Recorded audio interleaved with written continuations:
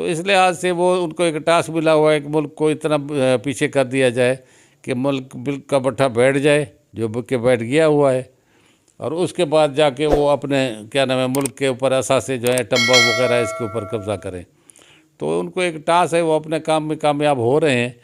मैं अर्ज़ करूँगा कि कोई भी कहाँ से भी आर्मी से या कोई किसी तरीके से इंसाफ वो करे जो कि जिसको मतलब है कि किसी के ऊपर रखावत या रियायत ना करे, जो अपने पराये का फ़र्क ना करे। जो भी चोर है सबको लटकाए।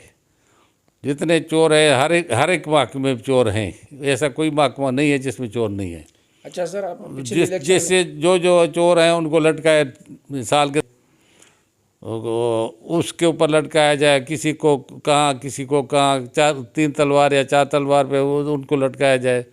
जो सिंध के जिन्होंने लूटा है, सारे मुल्क को उन्होंने लूटा है, सवाए इसके कोई और हल नहीं है। इंसाफ बेरहम इंसाफ होना चाहिए, किसी के ऊपर रहम नहीं करना चाहिए, क्योंकि उन्होंने सारे आवाम के बच्चों को जलील कर दिया है, सबको तबाह बर्बाद कर दिया है।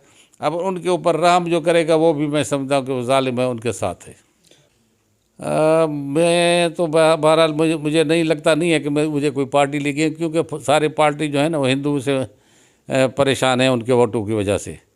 मुझे लगता है कि मैं आज़ाद हैसियत से इलेक्शन लड़ूंगा, क्योंकि पिछली दफ़ा भी मैंने वोट तो बहुत लिए थे, लेकिन करने वालों ने वो काम कर दिया। 3 दिन के बाद मेरा रिज़ल्ट आया, और जो पीछे थे, काफ़ी पीछे थे, उनको आगे ले आए। 3 दिन ठप्पे मार करके उनको आगे ले आए, और मुझे डबल लिंक करके पीछे ले गए। तो ये तो तरीका खैर गलत है जो करेंगे, इसलिए नुकसान को मुल्क को पहुँच रहा है। अब कब तक ये अपना तजर्बात करते रहेंगे? तजर्बात से ये नुकसान हुआ है। सारी जो कुछ उन्होंने किया है, MQ को बनाया है या किसी और पार्टी को बनाया है, बहरहाल इन पार्टियों को जिस तरीके से वो अपनी मर्ज़ी के करना चाहते हैं, उससे मुल्क का नुकसान होता है।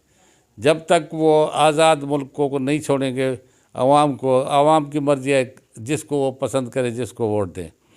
4 साल के बाद, अगर 5 साल के बाद उसने अगर सही काम किया तो आवाम उसके साथ होगी। अगर उसके साथ नहीं है तो आवाम अपना रुख बदलेगी और जिसको वो चाहेगी। बल्कि मैं तो ये कहता हूँ जितने सियासतदान हैं इनको तो वोट नहीं देना चाहिए।